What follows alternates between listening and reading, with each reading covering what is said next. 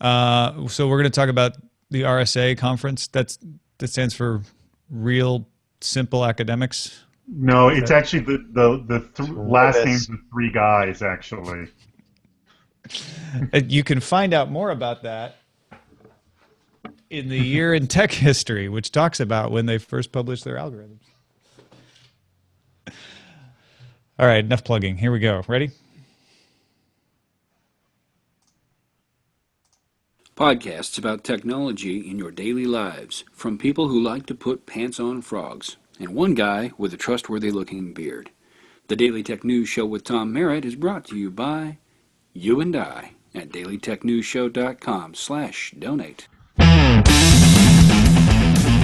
This is the Daily Tech News for Friday, April 24th, 2015. I'm Tom Merritt. Joining me today, as he usually does on Fridays, Mr. Darren Kitchen from hack5.org. How are things going, DK? Hey, it's so good to be here. Very exciting stuff happening at the Hack Warehouse.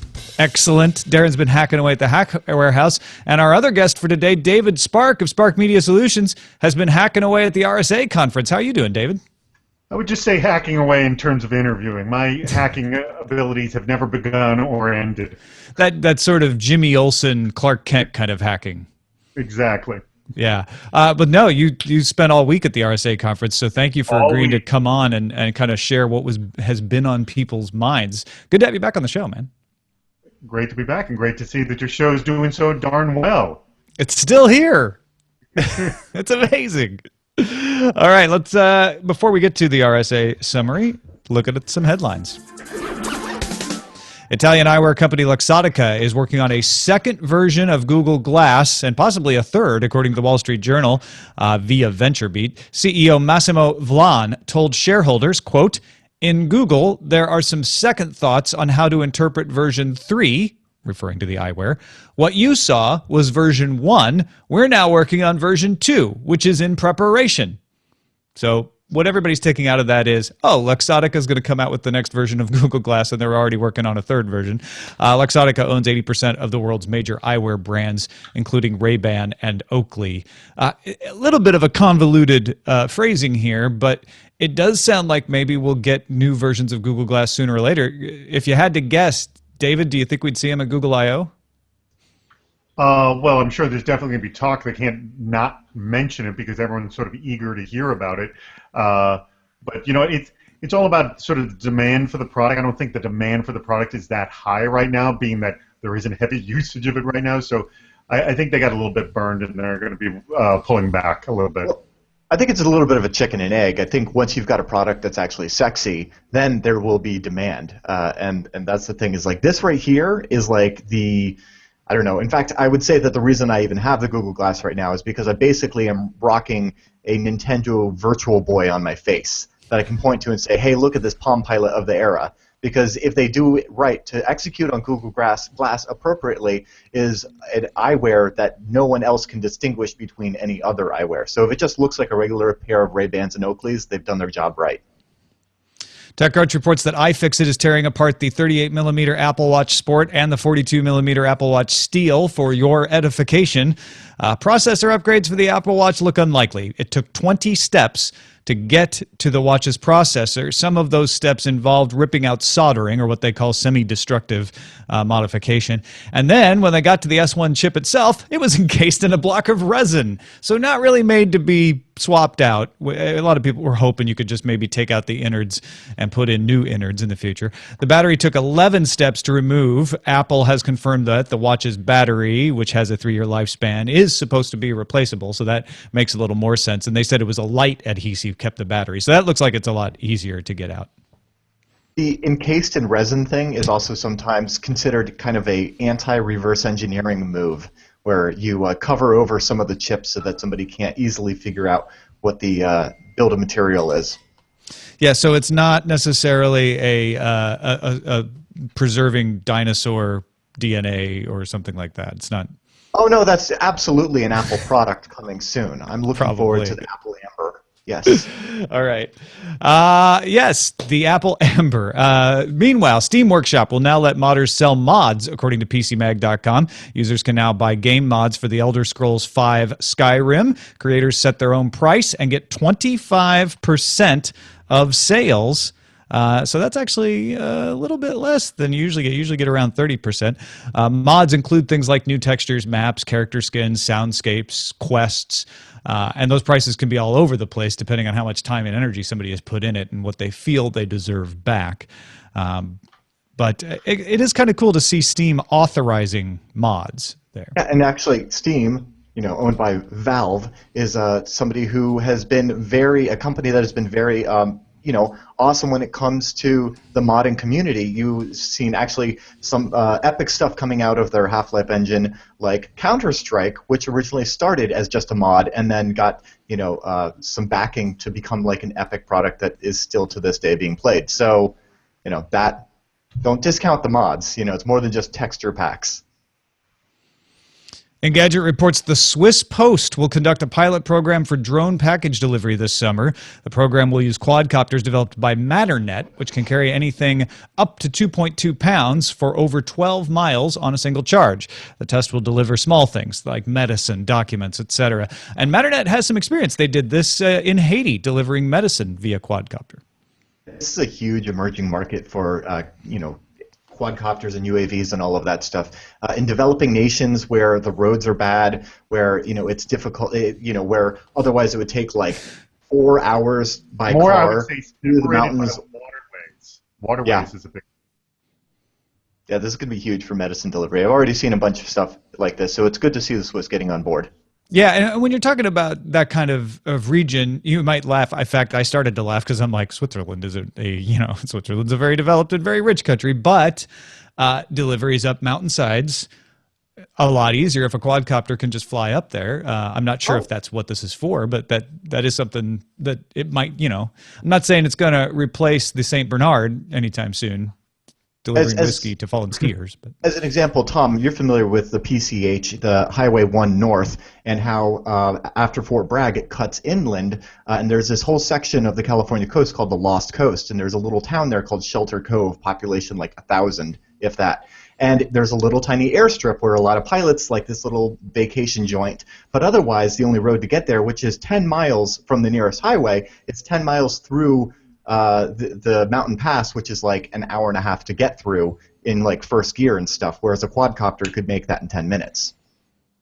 Anyway, good for the Swiss Post, whether it be by river, mountain, or other. Briefly, that we had talked about deliveries of quadcopters quite a while ago, Tom, and the number one thing that they were going to deliver was burritos. So I think that is a higher concern. That was one of the pioneering uses, wasn't it? Medical burritos, right? Yeah. I mean, don't discount the medical burritos. Yeah, I find my burritos to be very medicinal.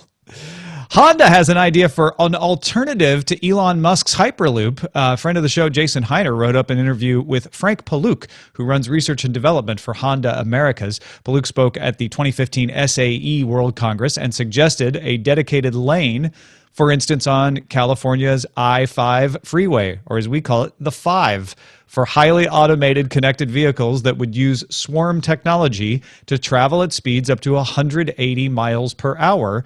So while the Hyperloop could go LA to San Francisco in an hour, the Honda proposed system would take just 2 hours. And you wouldn't have to drive to the Hyperloop station and find a parking place. You just take your car to the 5, get in the lane, and off you go. Go check out Jason's article, though, for more about this. It's at zdnet.com. And there's a lot of interesting theorizing going on. Honda's trying to spark a conversation. And as Jason rightly points out, I don't think you have to pick between a Hyperloop or a 180 mile per hour self-driven lane. I think you could probably have both, and we probably will end up with at least one, if not both of them. Yeah, let's also not limit it to just, self-driving cars when you consider that Honda also makes the CBR 1100 Blackbird, which is a motorcycle that goes 190 miles an hour. So I'm just saying, like, give me a dedicated lane for that. David, would you get on a self-driving motorcycle that went 190 miles an hour and drove itself? I think the problem is, would I get on a motorcycle? Let's just so you're just drawing the line already. I don't know if I'd get on one that was standing still. Got it.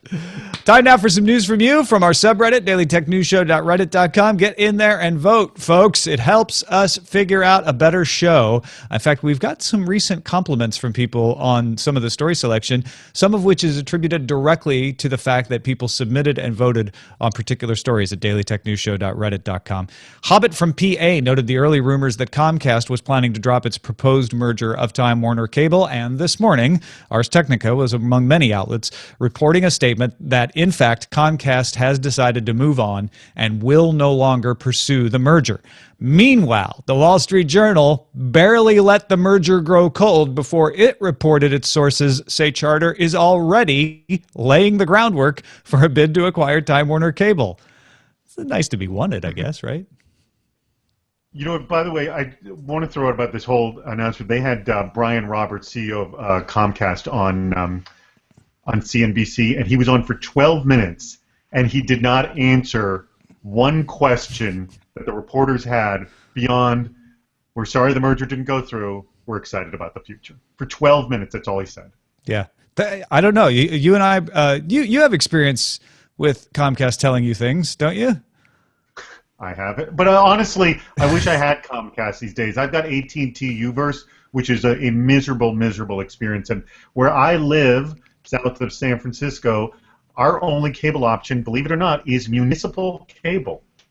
Oh, wow. We don't have a Comcast. Yeah.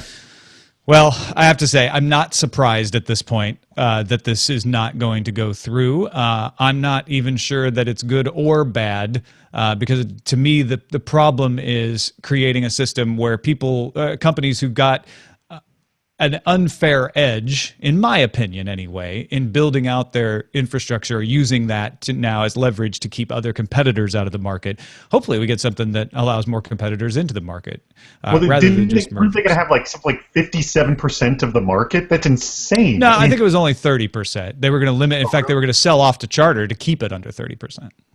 Oh, okay. But still, they would have most of the large cities. They would have had New York and LA, and it would have been a very significant chunk. Mm-hmm. JMB Berg 26 noticed one of the reports of additions to Google Maps for Rawalpindi, Pakistan. One alteration showed the Android robot logo. I'm not sure what it was doing. It looked like it was throwing water on the Apple logo, like underhanded. Another alteration wrote a criticism of Google's review policy in the greenery representing a park, calling it crap. Google's Mara Harris told the Washington Post, "We're sorry for this inappropriate user-created content," and both alterations have been removed. But does everyone know what this was? They do, yes? I assume everyone's seen it. It was all over the internet this morning. But it shows that Google probably does need to improve its review policy for crowdsourced alterations to maps, don't you think? This is actually really surprising because this almost never happens in crowdsourced stuff like Wikipedia. Yes, that's right. Well, I mean, in Wikipedia is fairly quickly self-correcting, and there are exceptions to that, though. This is something that I feel like if they had tried it on Wikipedia, it probably would have got caught faster. So I don't know if Google just needs to have a better crowd of editors, and Wikipedia is not as fast as it used to be either. I'll give you that. I wonder what it looks like on the back end if they just receive like SVG kind of coordinates where they're looking at numbers and like, okay, because it's one of those things where you zoom out and then you see the image and you're like, yeah, you're really tossing a lot of water on that. Does he have a hose? Why is he watering? That apple already fell off the tree. You wouldn't need to water that. Logger Dollar pointed out that Microsoft will bring Solitaire back as a default game in Windows 10. No word on Minesweeper or Reversey at this point. They're also continuing the legend of having Windows be owned with Windows 10 as well. I'm just going to throw that out there. It's one of the built-in games. It's a game a lot of people try to play. I'll give you that. Yeah. Irish Tech Guy posted the Silicon Republic article that ISP Aircom has signed a contract with Huawei to construct gigabit fiber for 66 communities in Ireland by 2016, serving 1.6 million homes. Aircom hopes to start taking orders for the service by the end of August, and I've always wanted a reason to move to Ireland, so here we go. Dublin? Anyone? Hey, Dublin's beautiful this time of year. Yeah, it is. Cork? I love Cork. Go down to Cork. I couldn't find out exactly what communities are going to get this either, so I have to hold off until that. And finally, Captain Kipper posted the CBC story that researchers from Sweden, the U.S., and Canada reported in the journal Current Biology that they have sequenced almost the complete library of DNA from a well-preserved woolly mammoth. Yes, such information can inform scientists about mammoth evolution, how they differ from modern elephants, why mammoths went extinct. But what about cloning mammoths for eccentric millionaires' mammoth parks? Canadian researcher Hendrik Poinar said that's much more of a real possibility. At least he said that about cloning. New Jurassic Park movie. Mm-hmm. A real-life mammoth park. Mammoth Park. We could take Mammoth Park and turn it into a real mammoth park with real mammoths. I like it. Me too. And that's a look at the headlines. Now, you may have noticed, those of you who are regulars to Friday DTNS, that there's no Len Peralta today. He and his son are touring colleges. Very important thing, so we understand. But in case you're wondering, producer Jenny Josephson is on the case. She is scribbling away as we speak. So we will have some kind of art for the Friday show. Jenny was not going to let you down, so stay tuned to the end of the show for that. Let's talk a little bit about RSA, though. The conference has had some controversy. Some people tried to boycott it, or did boycott it last year. They didn't try to. They did. It seems like that may have faded away a little bit this year. And David Spark, you spent the week just talking to people. I saw some of your coverage there, especially the one where you're asking them what they were most afraid of, or the worst thing that had happened. There were some pretty good stories. The worst thing that had happened. It's a funny video. I was just asking people on the show floor what's the worst thing they ever saw on their network, and there were some pretty funny things. And the worst is when I ran into two guys that this happened, where they had their data encrypted, and I'm trying to remember the name of the hacker group that does this. Darren, you might remember. It's crypto something, or the name of the virus, and they hold your data ransom. Yeah. And you have to pay them, but that doesn't necessarily mean they will give you the key to unencrypt it. One guy I spoke to did actually pay them off, and he still didn't get his data encrypted. Big surprise. Unencrypted. I mean. Yeah. Yeah. I like the guy who said, I worked for Heartland. And that's all he said. Well, yeah. The guy. Well, watch the video. You'll see. It's funny.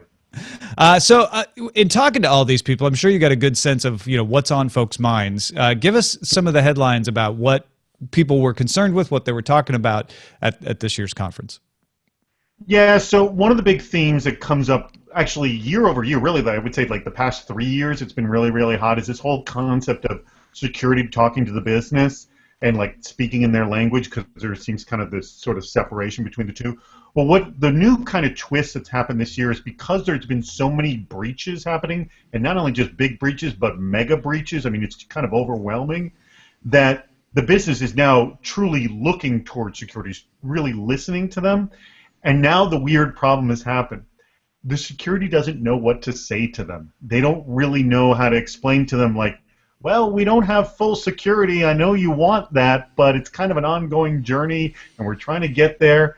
And we also made this kind of fun video. I should mention that I was doing some reporting for Tenable Network Security, and we did this fun video where we just asked people, if your CEO asks, how secure are we, what do you say?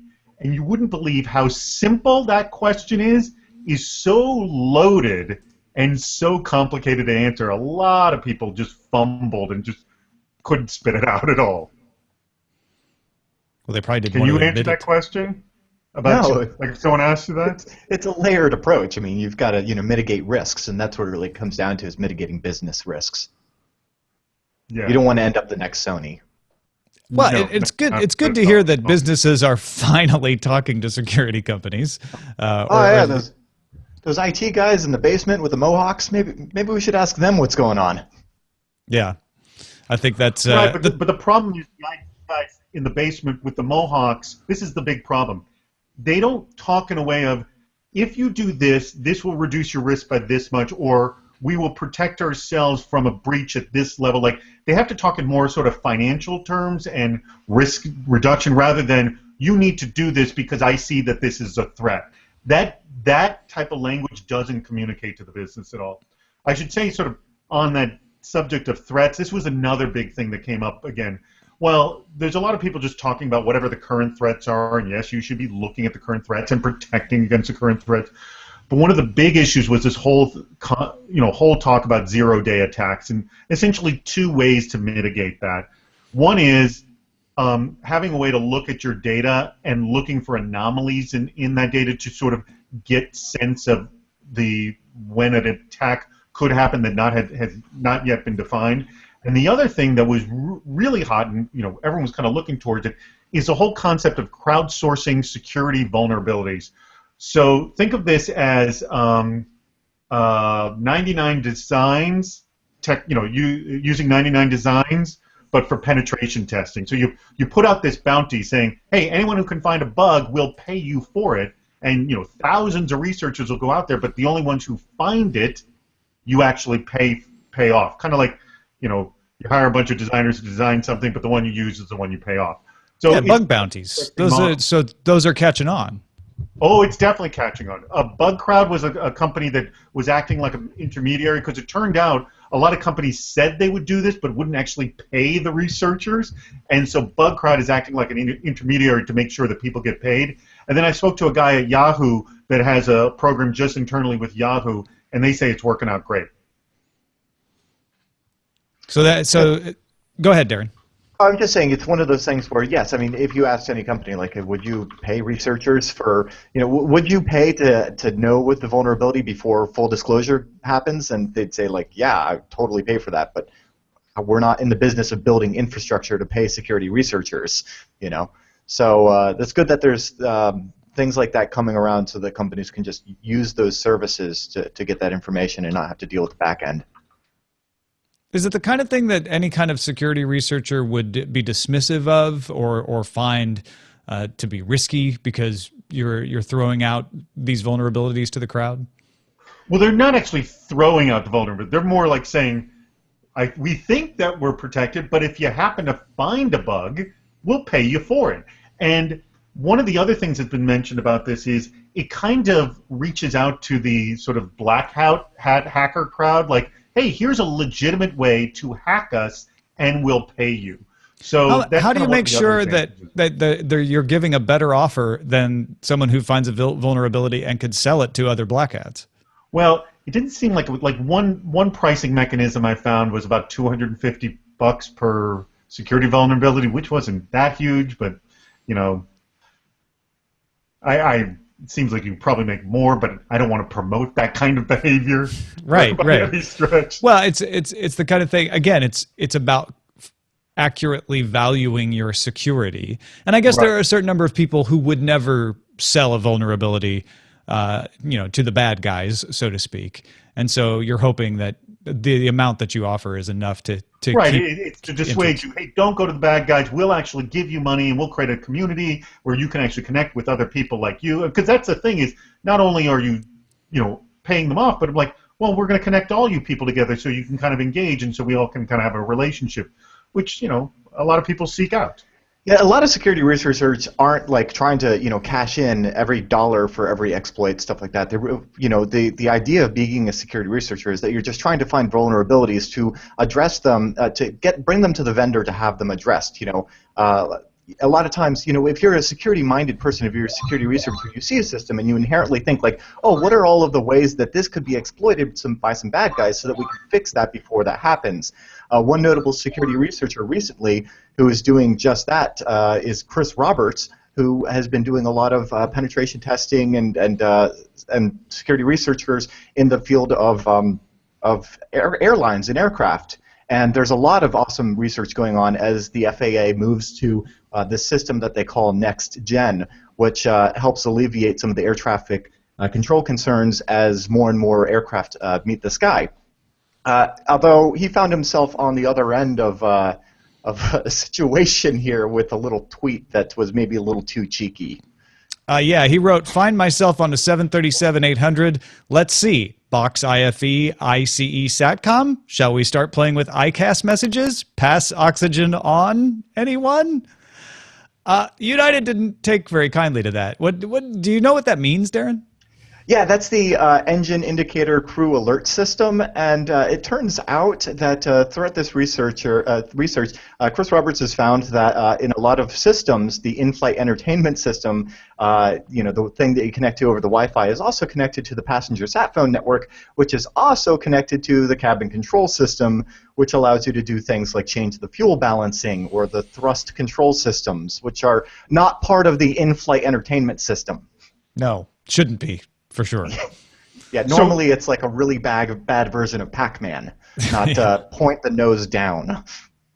So this topic actually came up a lot at RSA. I always comment that every year at RSA there's always one big story that's on everybody's mind, and this tweet and how he reacted was huge. And I actually spoke to Wendy Nather of 451 Research, who just said, there's two ways of going around security. One is the, hey, stupid, you're doing it wrong, let me point it out, and I'm doing it for the greater good, which seems like the Chris Roberts technique. And then what she would argue is there's also the empathy technique of understanding how people are running business and operating business, and there may be a more alertist, threatening way of doing this. But again, this guy got a lot of news, and her attitude was, he deserved not to be put on an airplane if you behave like that.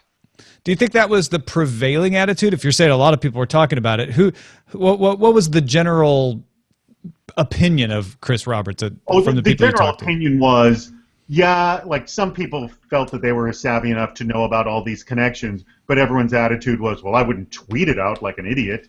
That was kind of the universal response. Well, yeah, that's the thing, though, is, the First Amendment should kind of protect certain things like that. He's not screaming fire in a theater. He's, what's happened is... I would argue that's what he's doing.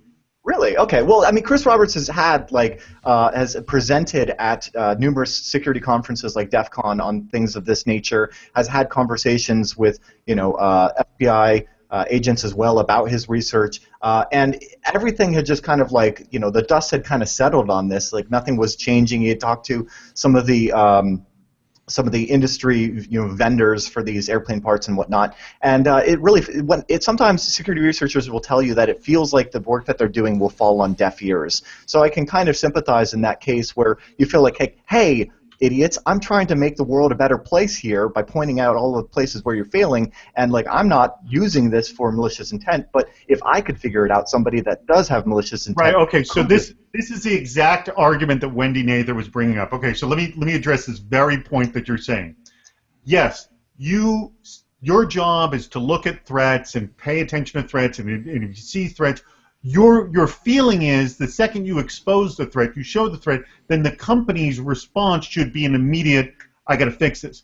But again, the company is running a business, and they take risk when they run a business, and they have to weigh the threat that you introduced at that very moment against the risks and the threats that they're dealing with right now. So this is where the whole concept of empathy, this is again what Wendy Nather was saying is okay, you have exposed the threat. Thank you for exposing the threat. We now have to look at this, given the amount of money, time, people, bandwidth, how important this is compared to everything else, to respond to it appropriate. To tweet it out on a plane to cause major harm in a very immediate way puts part of an emergency and an alert attitude that may not be necessary at the time. Again, I am reiterating what Wendy said and sort of paraphrasing in my own words too, but sure. There. What does pass oxygen on do? Darren, do you know? I have no idea. It would be specific to that one vendor's piece of equipment. I'm going to guess this means turn the cabin oxygen masks on, right? That seems a likely guess. And to me, what's going on here is that Chris Roberts, like you say, has the First Amendment right to say this. In fact, I had heard about his talk and what he had found before he posted this tweet. So this tweet itself is not the thing that alerted people to the vulnerability. That's kind of a separate issue. To me, what is at issue here is whether it's not whether Chris has the right to make this post. He absolutely has the right to make this post. That's a First Amendment issue. What is issue here is whether United has the right to keep him off their flight because they didn't like his post. And they have the right to do that too. They've done it for other people who just said critical things about their staff. Was it wise for United to do that? Because it makes them look like they're suppressing someone who's trying to point out what is a very serious vulnerability that, again, we already knew about? Or is it kind of dumb for Chris Roberts. Yeah, just because you have the right to say something doesn't mean it's the wisest thing to do. Is it fighting words? You're kind of inciting United at that point. You're poking at them. Should you not expect them to maybe react irrationally at that point? I think this is less about the actual facts of the matter and less about vulnerability disclosure policies than the emotions of people running this part of United and the emotions of Chris when he decided to poke the bear a little bit. Right, and that's the thing is, I figure this is actually not that much bear poking when you consider this is just a cheeky tweet versus a full disclosure. Hey, everybody, here's how you exploit this one system. Problem solved. My hands are clean because I'm not here to fix it. I'm just gonna break it and show everybody how broken it is, and then it's up to you to respond because now everyone knows how to do it. I absolutely feel you in that United does have. It's their airline, right? They've got their policies just like Facebook has theirs, and they can say, hey, this is our playground, and if we don't like you, we can just ban you, and that's at our discretion. It's definitely a heightened. This is definitely something that Americans are very heightened about, and it's probably why the FBI responded immediately as he landed in Syracuse by questioning him for 4 hours and seizing his equipment. So I don't know. Well, I guess we'll see what comes of this. He's now being represented by the Electronic Frontier Foundation, so hopefully the EFF has more on this soon. All right, let's finish up talking about a less divisive topic, government surveillance. The U.S. Secretary of Homeland Security, Jay Johnson, spoke at RSA. He said he understands the importance of encryption for privacy, but he says, imagine the problems if, after the advent of the telephone, the warrant authority of the government to investigate crime had extended only to the U.S. mail. At the same time, at Stanford, Secretary of Defense Ashton Carter was discussing plans to recruit engineers to a new cybersecurity force for the Pentagon and establish a Defense Department outpost in Silicon Valley on Moffett Field, where Google has a lease on the hangars. Silicon Valley also received $12 billion from the Pentagon in 2013 from electronics and software used by defense contractors. So it's a full court press. They're coming with money. They're coming with offers to invest. They're coming with offers to employ. And they're coming with a plea for understanding. On the other side, you have companies who were embarrassed at PRISM revelations. You have companies that are under fire from their own users about possibly violating the privacy rights by handing over data. Keith Enright, Senior Privacy Counsel for Google, spoke to MIT Technology Review from the conference and said that attempts to breach encryption harm civil liberties. Backdoor access could discourage law enforcement to forego getting warrants because they can just get the data anyway. And he said law enforcement has been overreaching. We want to drive as much transparency for law enforcement access as possible. Same article, Aaron Egan, VP and Chief Privacy Officer at Facebook, said the trust of the people that use our service is paramount. Anything that goes against that, we're not going to be okay with. So, Darren, it looks like we have at loggerheads the U.S. government saying, well, let us come through the front door then. Let's work with you. And tech companies still saying, you know what, this is not okay. There doesn't seem to be a lot of room for compromise here. Yeah, this front door approach is so terrible. NSA Director Michael Rogers basically spelled out a system by which there would be a digital key which would be held by multiple parties, and only when all of those parties come together could they use it to unlock all of the contents of, say, your phone or whatever system that they would like to unencrypt. And this is like it's basically really drawing the lines between Silicon Valley companies and the government with the users in between. It's like our parents are getting divorced and you have to choose sides. It's really just getting ugly. David, were people talking about this much amongst the folks that you were talking to? Well, this isn't new to this year. I mean, this kind of stuff had been last year. I think it was actually bigger last year when I remember hearing it because, about just pretty much having a back door to get in and also paying for the back door. I think that had a lot to do with a lot of the protests boycotts, against the absolutely. RSA conference last year. We understand that Homeland Security needs to do their job and they have to get through it, but this is I'm going back to a conversation I had with a lawyer many years ago. When you don't have laws to protect technology, that's all that laws have. That's all that's left to protect people from using technology badly is laws. That's it. The technology itself is capable of doing ill harm, and ill harm by people who are supposed to do good. So sadly, we're looking for a technical solution where there won't be one. So we really actually have to impose laws to prevent people from behaving that way. But as we know, laws get broken all the time. So that's kind of the weird situation we're in, is that the only thing that's going to protect us right now are laws and not the actual technology itself.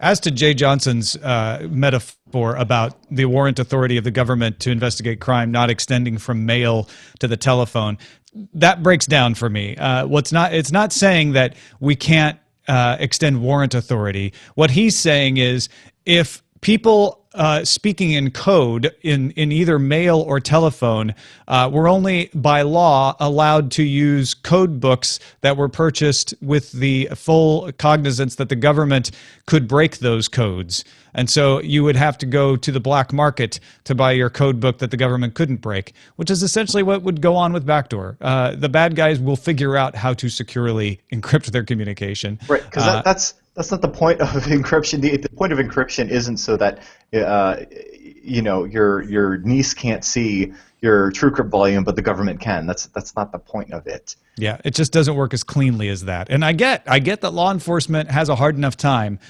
getting warrants on bad guys and going after bad guys. And this looks really enticing to be able to say, look, just give us a key that we'll only use it when we really need to. But that goes to the whole point of the only thing to protect us from that kind of thing is purely laws, nothing else. Absolutely. All right, well, let's move on to our pick of the day. W. Scottus1 in chat realm pointed out mobiletest.me. A lot of people were hearing about Mobilegeddon this week, the Google search tweak, and a lot of folks are trying to figure out if their site could look better on mobile anyway. He said, I wanted to let people know about two web tools that I came across the other day, trying to make my website mobile with Google search. The first one I wanted to recommend is mobiletest.me. It allows you to test how your website looks on multiple smartphones, even if you don't own them. It does it virtually on the website, even allows you to rotate the phone.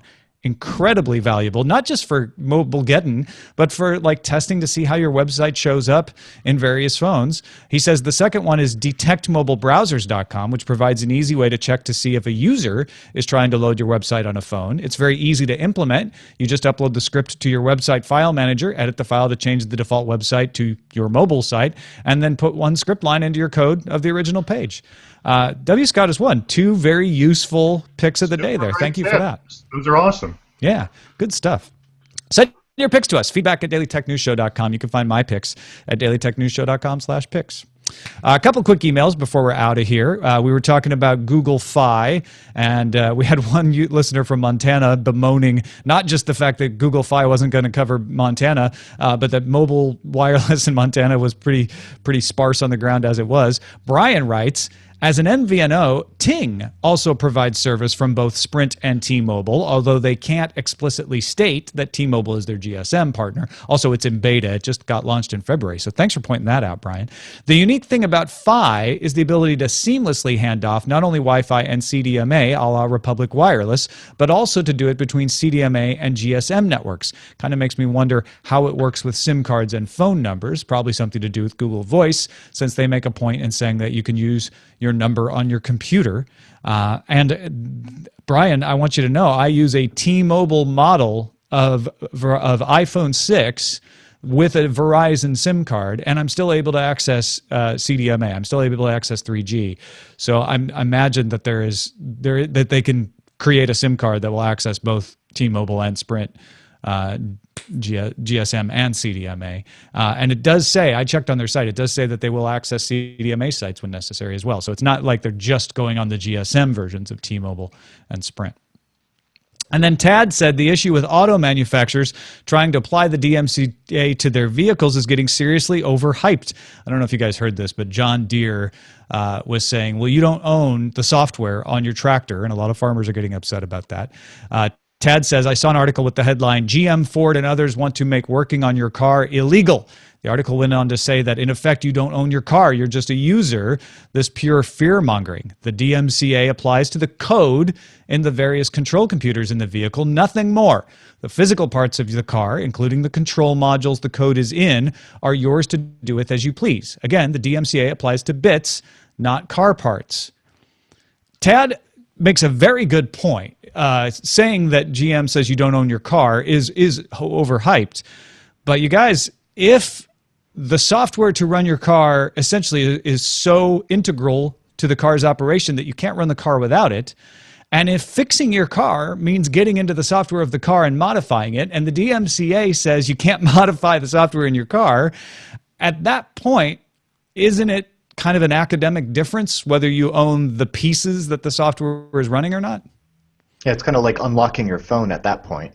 Yeah, it's like saying car. You own your computer, but you don't own the operating system that runs on it. Now, with a computer, I can go put Linux on it, right? So that makes perfect sense. There's not a Linux for cars. There's not an easy option for me to put other software if I don't want to use the software provided by my car manufacturer. I would tell you that I think a Linux for cars would be greatly desired. I should throw in that Joshua Corman, who started a nonprofit group called IamTheCavalry.org, has specifically targeted the auto manufacturer market for specifically the problem with the sort of hackability of car software and the fact that cars, if they are connected to the internet, can be hacked.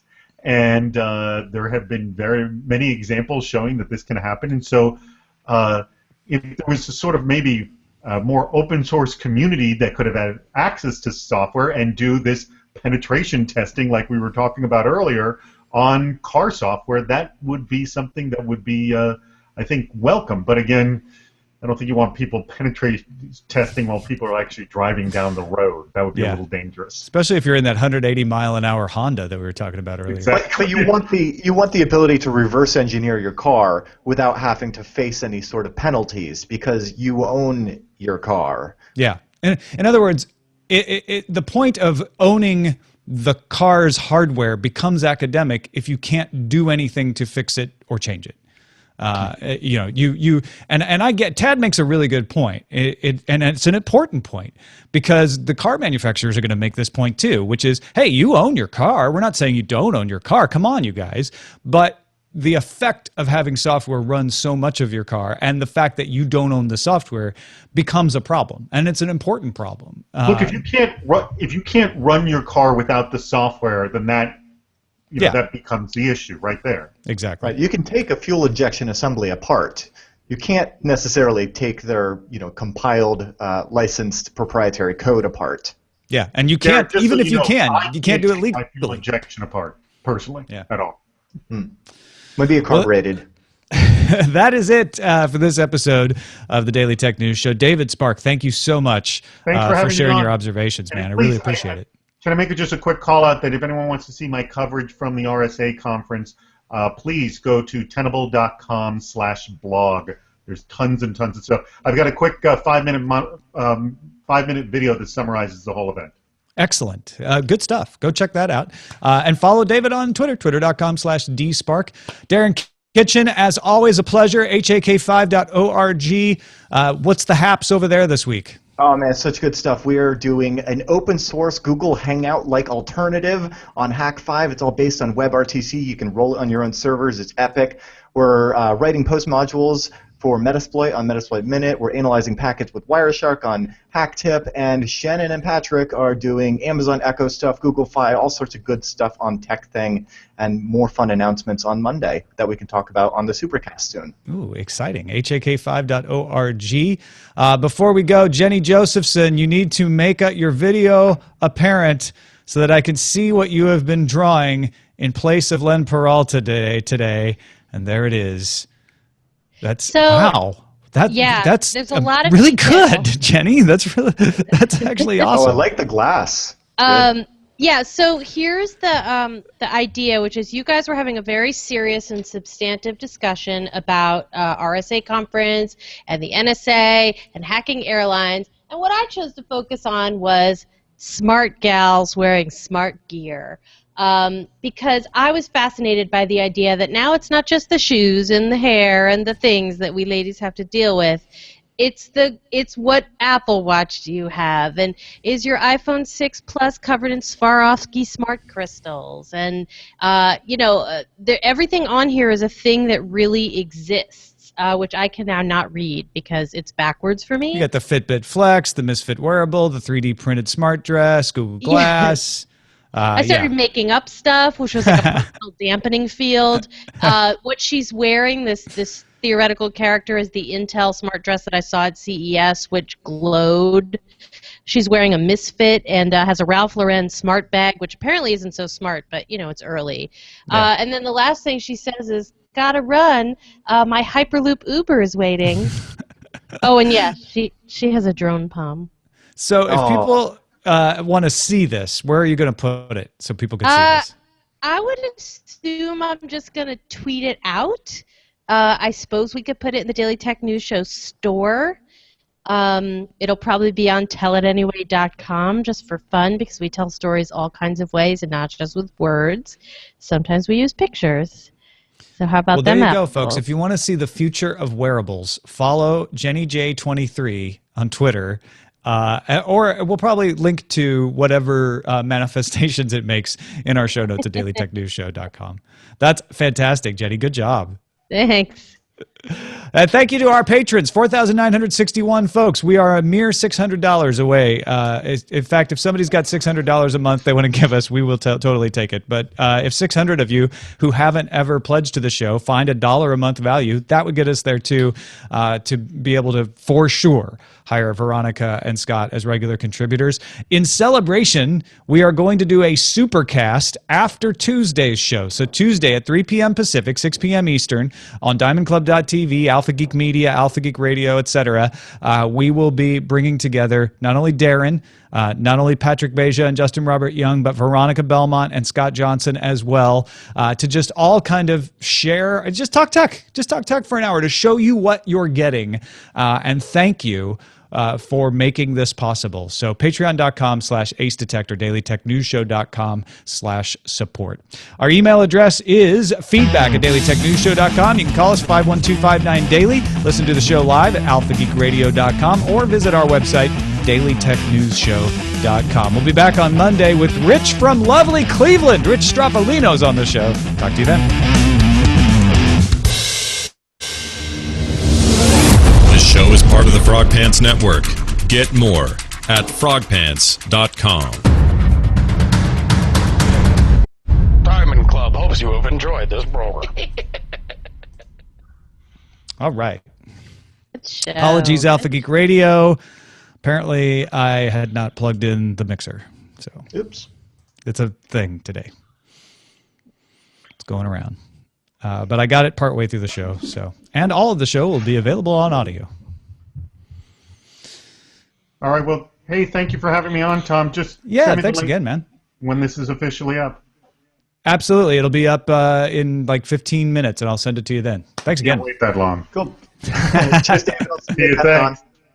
All right, cheers. Thank you, Roger. Nice to be on the show with you, Darren. Bye. Likewise. Thank you. Cheers. And Tom, I got to hit on that plug there at the end for David. One might even have called it a spark plug. Ah! That's your one. Nicely played. Considering we had just rolled off of the carburetor and fuel injection, but anyway. Right. Oh, even better. I wanted so badly to, but I was like, nope. He would have laughed. Would he? I don't know. I don't know him that well. I think he would have. So Comcast out of time, Warner. I love these. This is good titles today. Hold on. The Droney Express. I love the Droney Express. No. All your mods belong to us. Thank you. We have to have one every day. Strife in the fast lane? It's not really strife. I just love the shut the front door. It's always that's another classic. It's actually really appropriate in this case too, isn't it? Yeah. All right, I'm at 41% levelating, so you got 60%, folks. Get your votes in, showbot.tv. So, Darren, you didn't like Droney Express. No. You have veto rights over all drone titles, so. Yes, I am going to say no Droney Express. What about Comcast Out of Time, Warner? I like that. We didn't really go so much into it, but it's good. Yeah.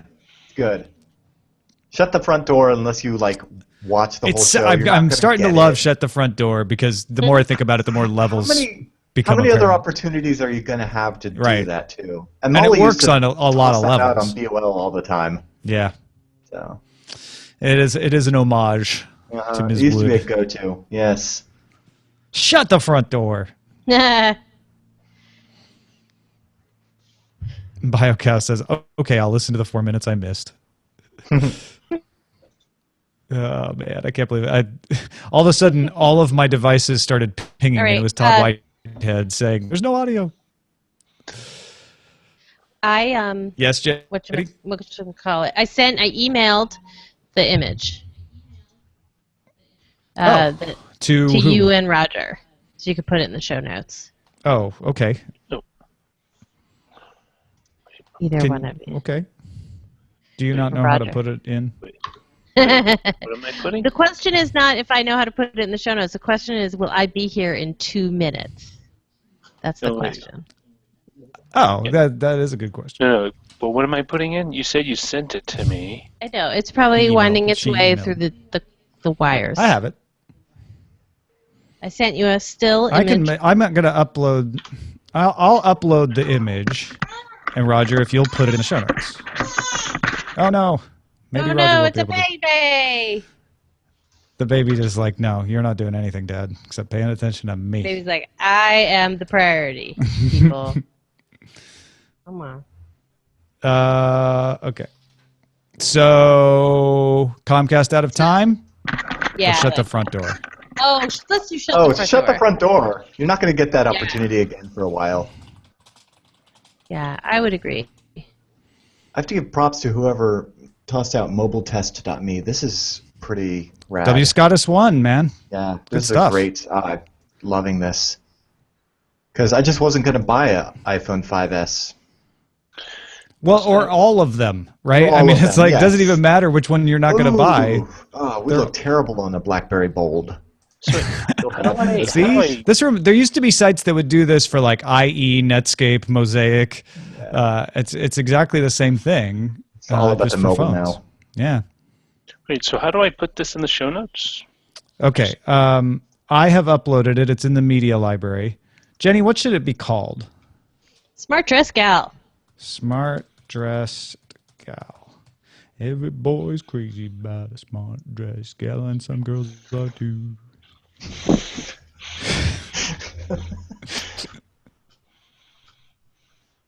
I'm not seeing the Palm Pre on this list, and I'm super disappointed.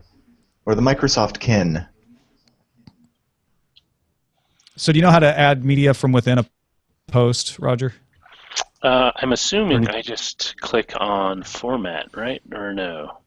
Not format, I don't think. Do I do media and add new? Yeah, and then add new from within. I think it says gallery or something like that. Okay, and then it should be at the bottom of the show notes? No, I would put it up near the top because people are going to be looking for that in particular. So after the headlines? Before the headlines. I would put it before the headlines. Okay.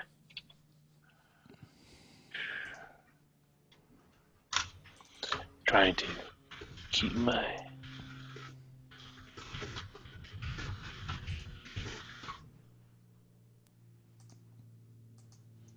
Okay. Upload new media. Oh no. Everybody listen as Roger does WordPress. It's like the accessible Daredevil, except for Roger doing WordPress. Well, I'm trying to figure this out without waking up my daughter behind me. Oh, I see her. She's wiggling, rolling. doing little wiggles.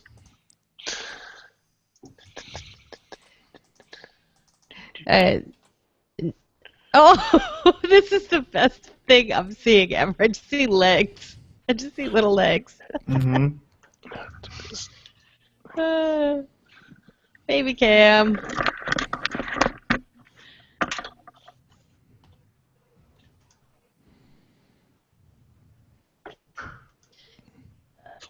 Detect and There you can see the rest of her. Oh, it's a baby. Well, a dingo did not eat my baby, thankfully. I gotta roll, guys. It's All been right, fun. man. Thanks, I will see you Darren. Tuesday. Have a good weekend. Yeah, talk to you Tuesday. Yeah. I'll ping you about details on that. Cheers. Okay. Yeah, it's loose. It's just, Is whatever it it's a, easiest for you to show off talking about. Oh no, I'll bring a topic or two. It's no big deal. I'm just wondering, is it a fundraiser? No. Pledge drive? Not so much. Not Okay. more than any episode is. All It's right, a cool. statement of what we can do with the entire Voltron assembled. It's a celebration. What you're saying is it's a technical demonstrator. It's Yes. showing off. It's You what- should yeah, call same it the thing. block. You should call it the block zero, which is what they refer to technical demonstrators as in the NASA world. And yeah. I've been calling it the Voltron cast, but we can all call it different things and see which one wins. They all win. That You know who is wins? good. The audience. The audience All right. wins. Aw. Bosses win. It's going to be fun. We're Looking like- forward to it. Kids playing soccer. Okay. All right. Might even have to come to you from the studio. Ooh. Oh, cool. That would be Cheers, awesome. guys. All right, cheers. All right, it's out on the internets too. I tweeted it. All right, I Cool. have it in. I just need to know You have it when in I your can template? drop it in. Gotcha. I just realized that the Hyperloop Uber, I was like, that could be shortened. And I was like, nope, no, it can't. Not at all. She's awake. No. Ellie, no! 5 more minutes. Just 5 more minutes, Ellie. They just don't seem to care, those babies. Yeah. That's a baby. Oh, this is like the best Daily Tech News Show post-show ever. Both get our dogs. I and a know. band, and I'm suddenly going to we'll have- compete. I think we'll my have hit Pomeranian television. can compete with Roger's baby.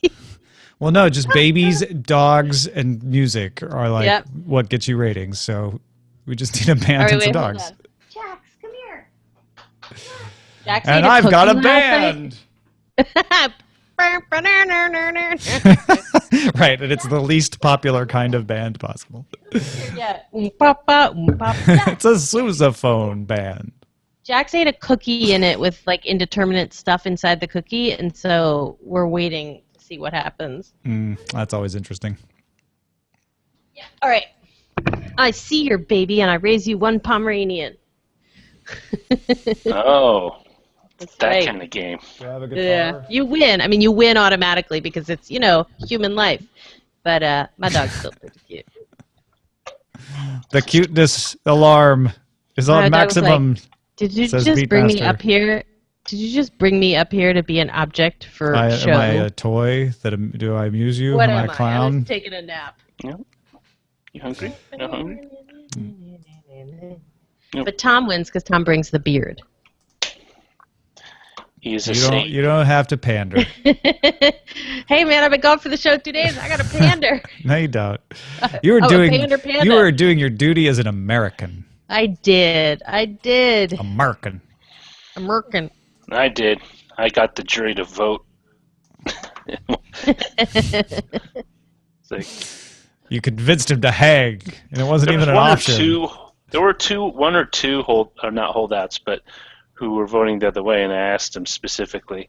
And it's funny because most people there were cynical. I mean, it's like, Yeah, Yeah. most people Well, are. nobody wants to be on a jury. What was really weird was after I got dismissed, I went into the room where they give you your free for 1 year paperwork.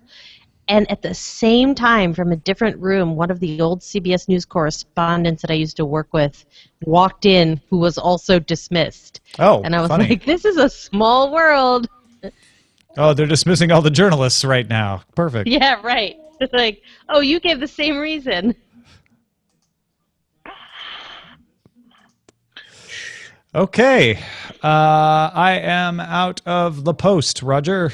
Okay. I will go into your post and raise you. I will see your post.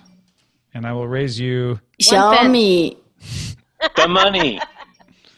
Tom from China was nice enough. He heard me playing the old thing that he sent me, and he's like, "Oh, I'm embarrassed. The audio quality's not good." So he re-recorded like better levels, higher resolution audio, and he did a female and male.